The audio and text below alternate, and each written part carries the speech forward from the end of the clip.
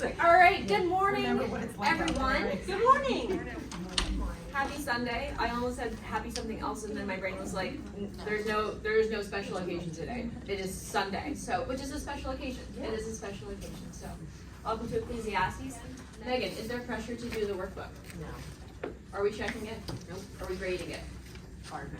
Hard no. Hard pass. No, thank you. We have plenty of grading to do in our paperwork life, so we do not need more. But they are opportunities for you. There's some passage layout stuff and some application questions as well. Let's go ahead and dive into our review. So last week we talked about all of the background stuff for Ecclesiastes. We talked about Kohelet, labeled as the author of the book.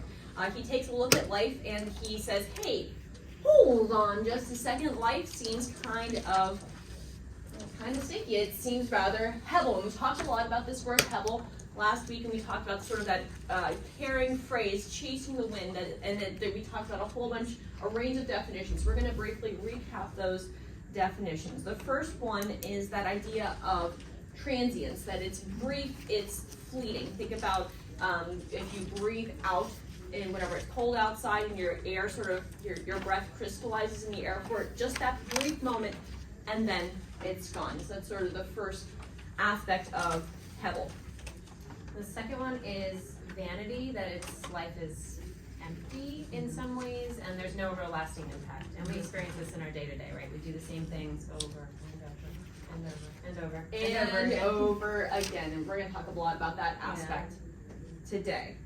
The next aspect of hebel that we're going to explore throughout the book is this idea of irony, the idea that you expect one thing, but the exact opposite thing happens. We were even at the ladies' retreat talking a little bit about how we have these ideas that, hey, if I'm serving the Lord, if I'm seeking to pursue Him, that, kind of generally good things are going to happen, and sometimes the exact opposite happens. And so that's some of the irony that we see in life.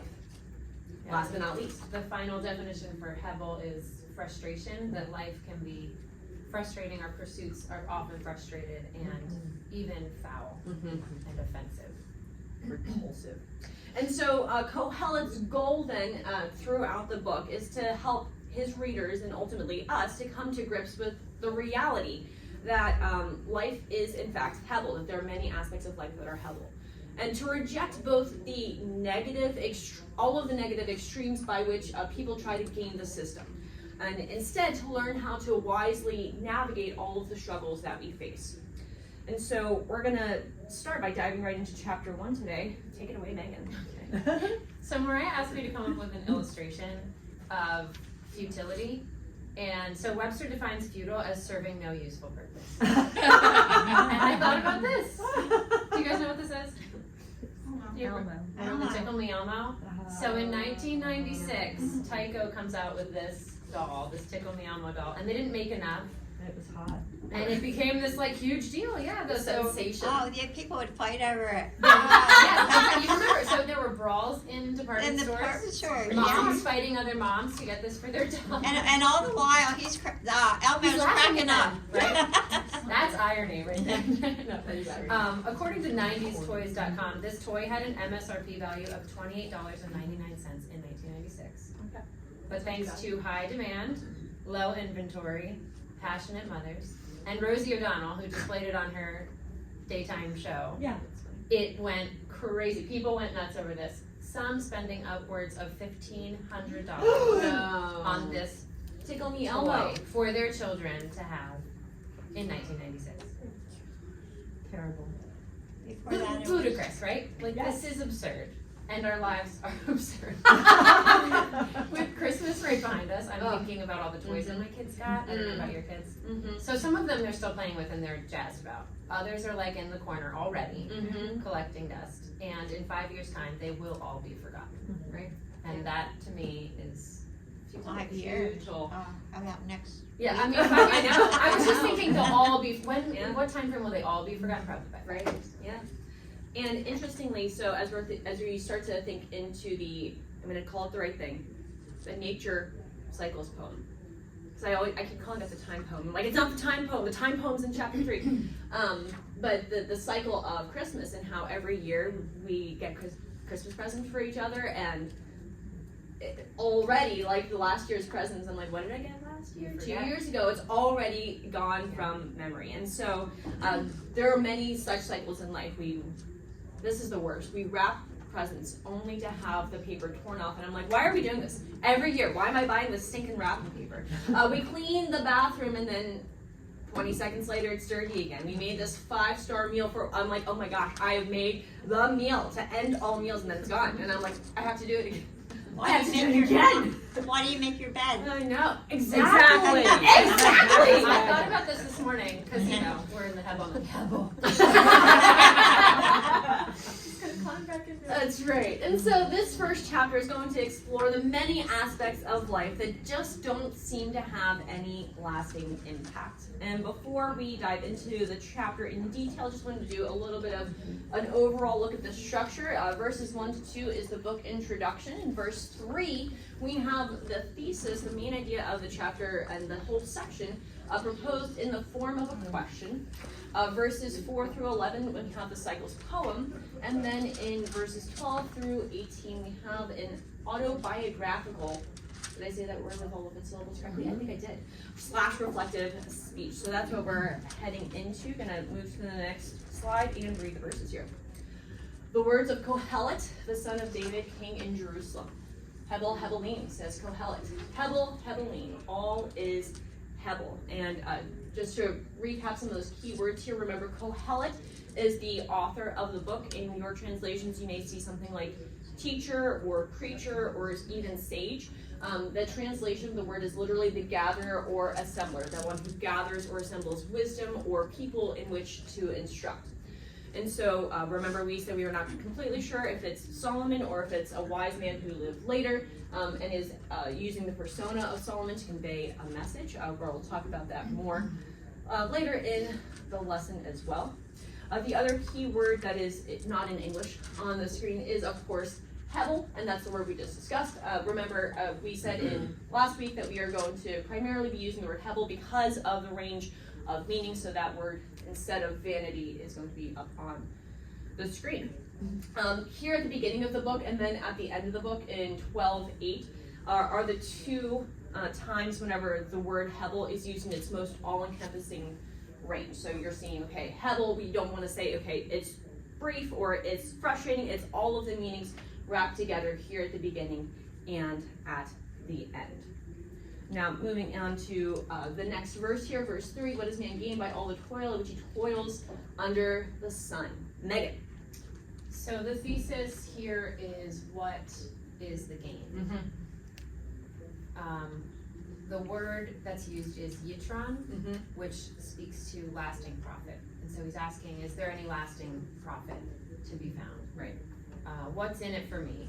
And as we were discussing, the subject of diaper changing came up. That's something you do over and over and over and over and over again. And to what end? Right.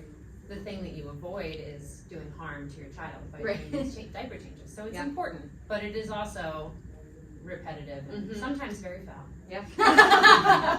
And it's hard to in the moment see, okay, so yeah, I can kind of see some temporary gain, but what's the long-term gain? How does this benefit me in the long run? And so this is what Kohelet is sort of exploring here, and he talks about this toil, and the Hebrew word, one of our key words that we talked about last week, is this word amal, and it refers to the drudgery and the unpleasant aspects of work. And we had some examples that we were chatting about. Megan, what was the example that you came up with? Well, so I talked last week about how I became recently, like in the last year or so, a nurse educator, and I went to school to do that. And I like teaching itself. Like, teaching is fun for me, but all the other things that come with it were sort of unexpected. They shouldn't have been, right? The administrative component, the writing a syllabus. If anybody's ever tried to do that, it's really painful. It's painful. And arduous, and the emails back and forth, and argumentative students, and like those are the things, the drudgery of the job that I didn't anticipate, which is probably good because then I never would have done it. But it's just, you get the whole package. You don't just get the thing that you like to do, you get all of that. Yeah. Motherhood is similar, I think. Yeah. And that's even with jobs that we both like teaching. We're both in jobs that we currently really enjoy, but sometimes we have to do jobs that we don't really like. Whenever I did medical insurance, customer service, like there was very little about that job that was not a mall. It was all sort of the drudgery of people who are angry, upset about their medical bills, calling in, and I'm looking in the system and I have to try to end this call quickly to get to the next one, and that's going to be like the 60th call in the last hour and a half. I'm like, I hate this job, oh my gosh. And it was just sort of drudgery. And we have to do a lot of this toil in life, and Kohelet is getting his readers to ask out loud the question that many of us sort of silently ponder in the back of our minds day to day. What difference is all of this toil making? What is the point? And the phrase he uses here, under the sun, is again one of those key phrases that is recurrent throughout the book. And it's important to understand this phrase correctly, I think, in order not to miss the message of the book. It's not an anti-spiritual perspective, nor is he writing sort of in a rebellious, sinful spot here, but instead it's a realistic, horizontal, limited look at what we can see in the here and now. He's not saying, okay, I'm looking at things apart from God, but in the realm of, okay, I may understand that there's an eternity, that there's something beyond the here and now, but I can't reach out and grab that. I can't touch it. I'm looking at what I can see in the here and now. And so, with that being said, our time on earth does have, I think, a lot more eternal impact than we give it credit for. And this is going off slightly, but Megan, we were talking about this last week. Sometimes we treat life so flippantly and casually, but really there's so much more behind the scenes.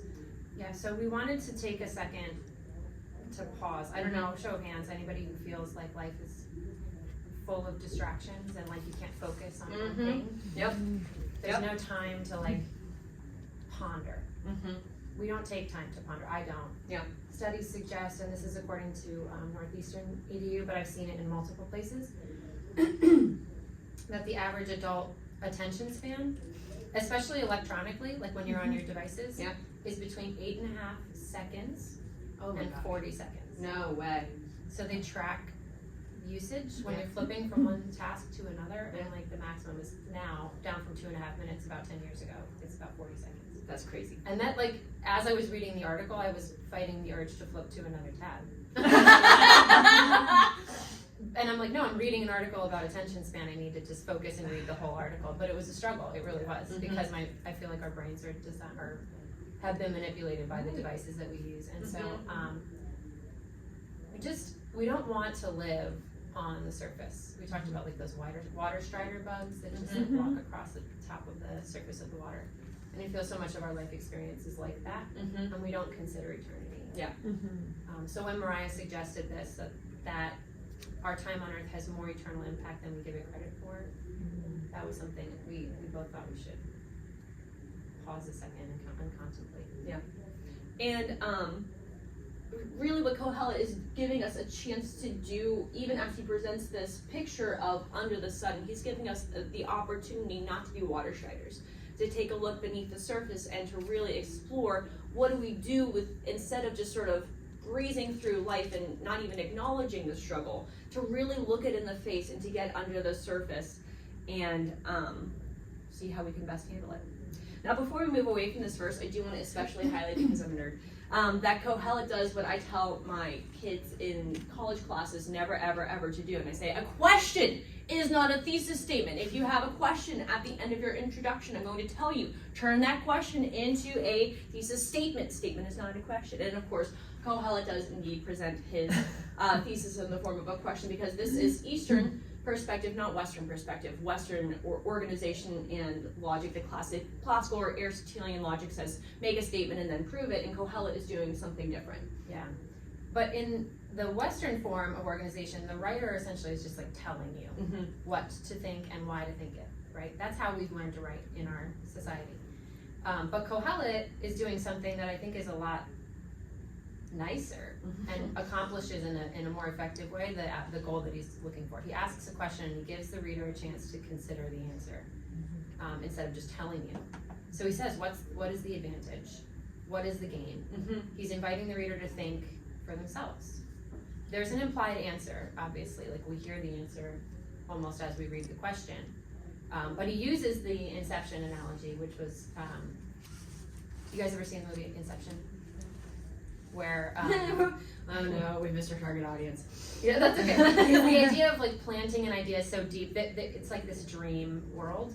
And put dreams in people's minds. They put dreams in people's minds to plant ideas that like are deep seated, so it seems like it's generated by themselves. Like it's their own idea. And so Arthur in the story says, so he gives himself the idea. And Eames, who's the other character, says precisely, that's the only way to make it stick. It has to seem self-generated. So Kohelet is painting this picture. He's inviting us to lean in and to discover the answer for ourselves. Here's what I've experienced. And essentially he's saying, what's the game? What do you think? And I do think that that's helpful because I don't know about you guys, but if somebody just tells me something and says, you have to believe this, there's that sort of natural sort of prickling and you're like, why? Right, exactly. Well, why should I believe that? And instead, he's inviting us to explore for ourselves, to discover, to experience what is going on here. So we're going to move forward to the next set of verses here. Hold on, I need to scroll. Nope. I can't read. There we go. This is the part where I talked to Megan right before. I'm like, we're going to do something slightly circular, and I'm going to forget that we circle around. We're circling around. So in the entire first half of the book, like we talked about last week, Kohelet is testing sort of this thesis, this idea of what we gain under the sun, and again, inviting us to join him in this quest. And this is this whole section is the first mini section in this half. And again, under the sun, horizontal perspective, that limited perspective, and so Kohelet is looking at life and he's saying, okay, so these periods of suffering that we see that seem senseless, the moments that make your hearts glow, on the other hand, the successes that seem empty and all of the injustices that make you just cry out, what in the world is going on? This is a raw deal. And as limited human beings, what he's doing is then he's saying, okay, this is what seems to occur in life and this is the best way to navigate it. And so that's what he's seeking to do. Looking at what is the gain from a perspective that acknowledges heaven but still sees horizontally. Yeah, so it's kind of like the way that we say that the sun is rising in the east and setting in the west, right? Well, what do we know about the sun? Is it moving around the earth? It is not. No, but that's our observation, right? This is our experience. We see it as though it's rising and setting. In reality, that's not what's happening, and we know that. I don't think anybody in this room has gone up to space and observed that the earth revolves around the sun, right? Physically observe that. I wish, but no. That would be cool. But we just know. We know from what we've learned, we know from other people who've studied that that's the case. We trust that. The revelation that the sun doesn't rise and actually is in its place doesn't really change the way that we live, and I think that's part of the point. Right. Our experience under the sun is not affected by the fact that the earth is revolving rather than the sun. Right. And so then in regard to what Kohelet is saying, we can't grasp fully the eternal perspective. But Kohelet is walking us through our attempt to sort things out from our limited earthbound perspective. Now we're moving forward. Verse 4, a generation goes and a generation comes, but the earth remains forever. The sun rises and the sun goes down and hastens to the place where it rises. The wind blows to the south and goes around to the north. Around and around goes the wind, and on its circuits the wind returns. All streams run to the sea, but the sea is not full. To the place where the streams flow, there they flow again. And if you take a look at verses 4 through 7, it's very descriptive. It's not necessarily, there's nothing that to necessarily say this is good or bad, but it's very descriptive, saying, hey, this is what I've observed. You'll notice too the repetitive cyclical nature even of the phrasing itself. It's very poetic, it's very sort of goes around in circles, which is a neat way of Kohelet painting even with the structure of the verses what he's trying to communicate. But what are these verses saying? Megan? So essentially, just like I said before, it's like our observation of the sun is different from what's the actual reality of what's happening between the earth and the sun and their movement. And so we discussed this idea that eternity is essentially to our experience under the sun as the actual sun is to the earth. The sun, like God, is the constant. We are the ones that are hastening without really understanding. Which is crazy. And we're going to see throughout the entire book of Ecclesiastes the struggle of perception versus reality and how these elements impact the world. And altogether, like the entire set of verses assert that no matter how many times the sun seems to race to the horizon, or the wind blows really hard, or the rivers dump their full payload into the ocean, what's the impact on the earth? Essentially, nothing. There doesn't seem to be an impact. The sun doesn't gather all of the different phenomena together and say, guys, we did it! We finally, it's like in Elf where Buddy says, guys, you finally did it! The world's perfect cup of coffee! That doesn't happen in nature. And so that illustrates the main point here. Who else passes over and over seemingly without impact? Well, it's us. The generations come and go, and people keep on occurring. We keep trying stuff, and we too have not yet achieved that perfect cup of coffee. There seems to be no impact. Megan, would you be willing to read verse 8 for us? All things are full of weariness. A man cannot utter it. The eye is not satisfied with seeing, nor the ear filled with hearing. Now, interestingly, the word things in verse 8, you'll notice that I have it highlighted the same color as the word utter, because it's actually the same word. So things in Hebrew can mean all the things or words. And so if you sort of lay it out slightly differently, the passage seems to be doing all of the things that we interact with. So speaking, seeing, and hearing.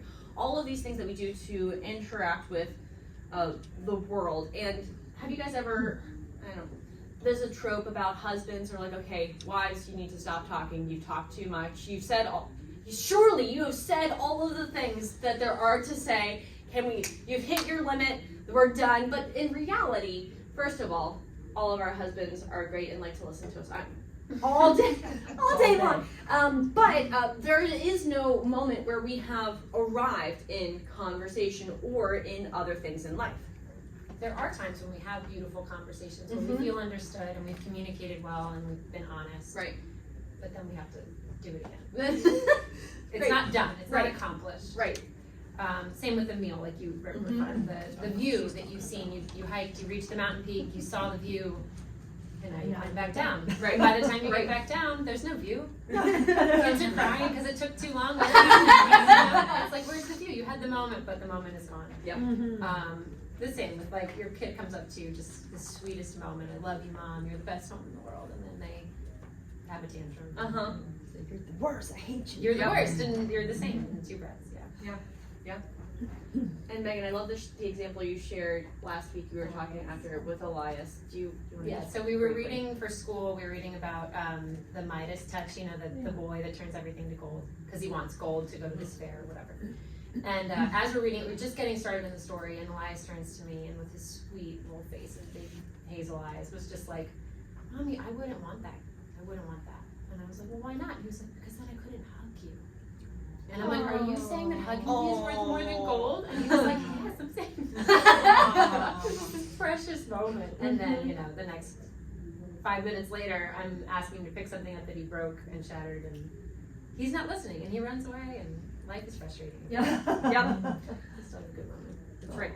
And so all of these things, this is just another piece of evidence that Kohelet is gathering in his argument, his presentation. Remember, part of what he's seeking to accomplish is to establish for us that there are aspects of life that are hell. He doesn't want us to put our head in the sand and pretend like these things aren't happening. He's laying it out and saying, hey, this is what I see. Next set of verses. What has been is what will be. What has been done is what will be done, and there is nothing new under the sun. Is there a thing of which it is said, see, this is new? It has been already in the ages before us. There is no remembrance of former things, nor will there be any remembrance of later things yet to be among those who come after.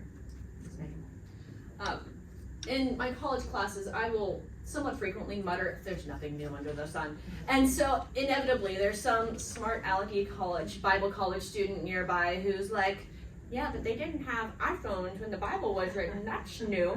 And certainly that's true, like there are some new inventions and there are some things that make our lives easier. However, the fundamentals of life, birth, marriage, work, death, fill in the blank, all of these essentials of life remain unchanged.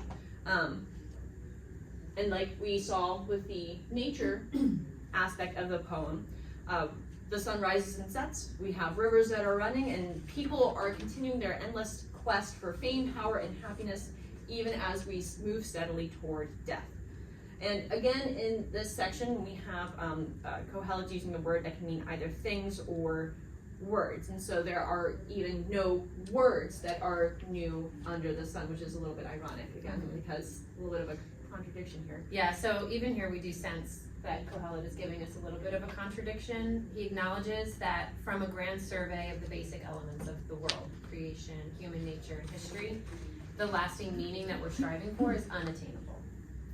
But he's, by putting out this book and writing his thoughts down, he is allegedly at least creating something new, or attempting to create something new. So there's felt that impulse to create something new, to add, and he's just sort of playing into what's going on. Just like we do. We seek out new podcasts and new ideas and new music and new something new. When in reality, we realize it's not new. It feels new. Nothing quite new. What exactly is the impact? Yeah. So in verse 11, the word things, there's no remembrance of former things. This can refer to things or to people that can be forgotten.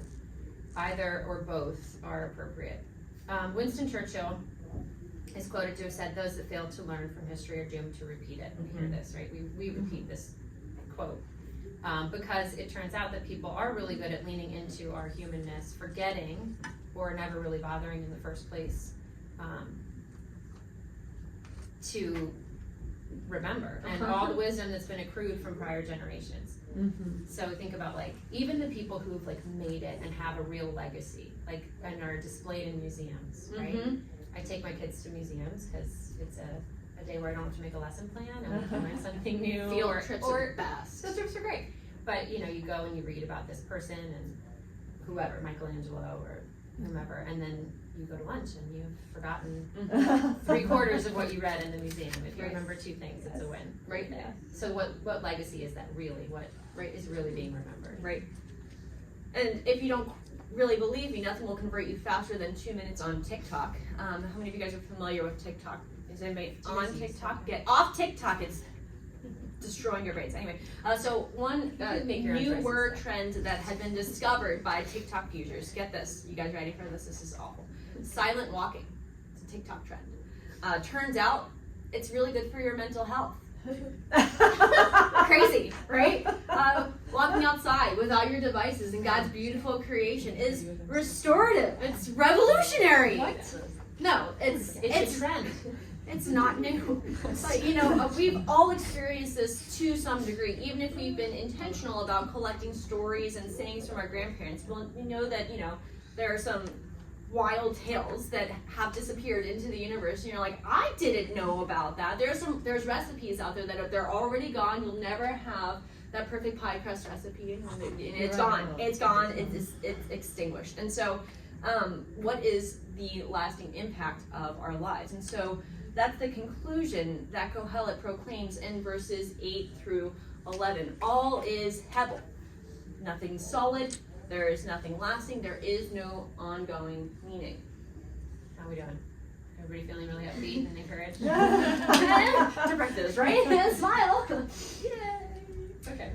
But remember, and that's the importance of remembering that it's under the sun, what the observational, and so there's it's what we are able to perceive. Last week, Meg and I were talking about Leah in Scripture and how she saw it in her lifetime. What was Leah's big thing? She wanted the love of her husband. She wanted to be loved by Jacob. Did she get it? No. However, who did God choose to be in the line of both King David and Jesus? Leah. Yeah. And did she see that? No. To her, that was, I'm sure, very frustrating, very empty, and foul. However, we don't see that lasting impact. But in the moment, that's really hard. And remember, so that's what Kohelet is describing for us under the sun. Now, as we move through the subsections, we are in a section shift, but and we see these things highlighted in our Bibles to say, hey, this is a new section, but those weren't developed until like the early 1200s, 1200s. I don't think I've just never said that word out loud. I'm like, 1200. Oh, boy. I teach English, I promise. And for the most part, those sections and subdivisions work well, and sometimes we'll agree with them, and sometimes we won't. Here, I do happen to agree. Megan, we talked about this a little bit last week. Why do you agree as well? So the first 11 verses are sort of in the third person, and here we see a change in his voice. Now he's talking from a first person, I, Kohelet. He also changes the subject. He was moving from describing the cycles of the wind and the water and the earth to a personal quest. And the genre changes, so the first 11 verses are in the form of poetry. And now this is autobiographical. He's talking about himself and his striving. Yep, and so I'll read the entire verse. I, Kohelet, have been king over Israel and Jerusalem. I applied my heart to seek and to search out by wisdom all that is done under heaven. And as we discussed earlier, he's either describing himself as, so I am Solomon, or he's using the persona, voice of Solomon. And I put street cred up on the board. Up on the board here, but Megan, tell us a little bit more about that. Yeah, so we talked about how he's searching out all that is done under heaven. This feels a little bit, arrogant, and it feels like an exaggeration, but we think that that's kind of the point. It's sort of this Solomon persona, and if it really is Solomon writing it, we know that in his lifetime he did accomplish an awful lot.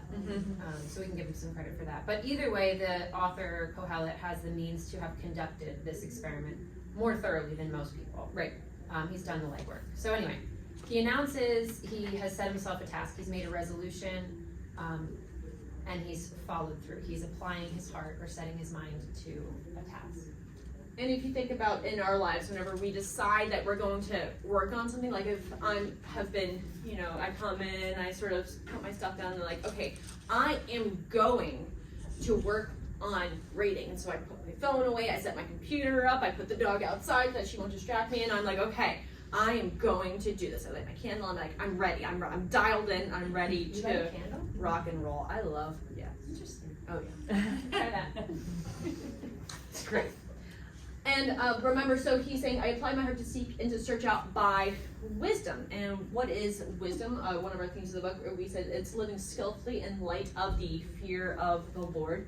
And Kohelet is telling us that he is going to both use wisdom as a tool, and he's going to explore wisdom itself, which is interesting because we use wisdom, we think that wisdom is a good thing, but he's also going to explore the limits of wisdom. We're going to see that wisdom is not able to answer all of life's questions. Yeah. And then this phrase is highlighted under heaven. We just wanted to point out that it's the same essentially as this of under the sun. It's everything in our horizontal view, the things that we see when we look around us. Megan, would you read verses 13 and 15 for me? It is an unhappy business that God has given to the children of man to be busy with. I have seen everything that is done under the sun, and behold, all is hevel and a striving after the wind. What is crooked cannot be made straight, and what is lacking cannot be counted. Brutal. So the word here for business is this word inyan, and again, one of our key words that we pointed out last week. And the meaning of inyan helps to be explained by the other words that are used around it. So we have this word unhappy, which is actually better translated as evil, the evil business that God has given to the children of man to be busy with. And the phrase busy with is actually afflicted with. So the ESV really softens the blow of what Kohelet is saying here, that it is an evil business that God has given to the children of man to be afflicted with. And does anybody feel like that's kind of harsh? Maybe, but also, have you experienced this? Like sometimes life feels like it's an affliction, and the work that we do, what we go through in life, can be a burden rather than a blessing.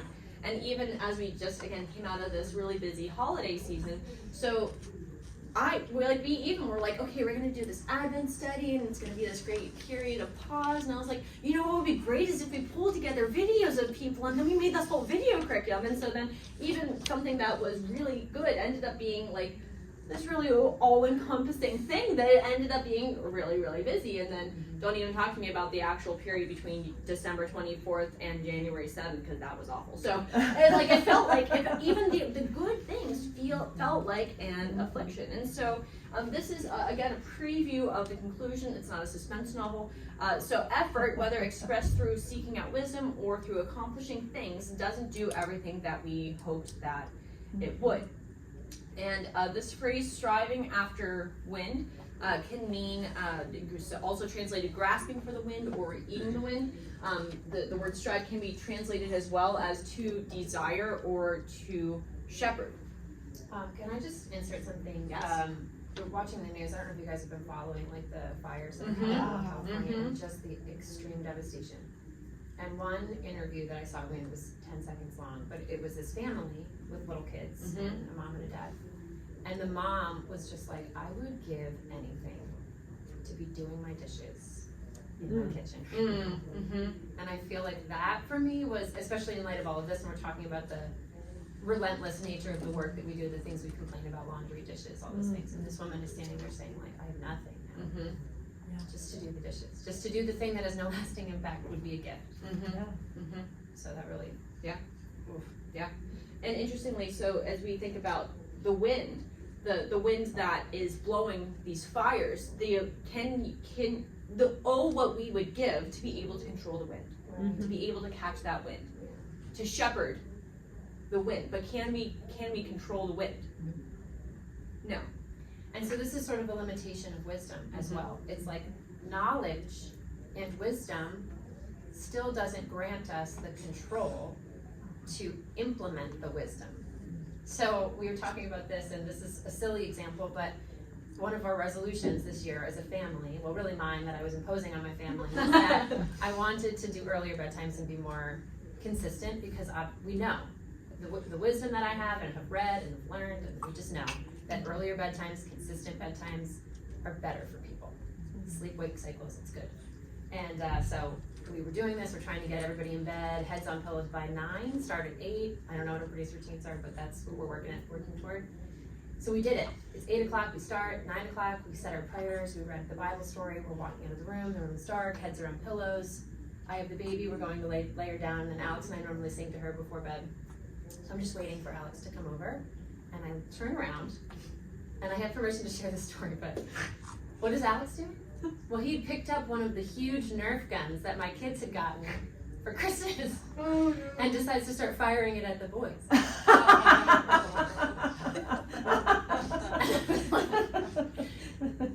One of the things I love most about my husband is that he's playful and he loves to like have fun, but I could have wrung his neck. You need to go to bedtime classes. Anyway, I have the wisdom to know what we should do, and yet I am incapable of accomplishing it. So. And that's frustrating. And what Kohelet says in verse 15, what is crooked cannot be made straight, and what is lacking cannot be counted. There's a little bit of an implication that whose fault is it that we can't implement it? Well, who's the one who made things crooked? Who's the one who made things that to be lacking? Like if it's not there, you can't count it, right? It's not there to be counted. And so a little bit of an implication there that, hey, God's the one who is behind this. And so we're going to return to this later on. But what God has made crooked, we can't straighten out no matter how hard we try. Again, that we can't grasp, we can't control the wind. So initial conclusion, our effort is ultimately a hopeless chase. Verses 16 through 18. I said in my heart, I have acquired great wisdom, surpassing all who are over Jerusalem before me, and my heart has had great experience of wisdom and knowledge. And I applied my heart to know wisdom and to know madness and folly. You can't see the word folly, sorry. I perceive that this is also but a striving after wind.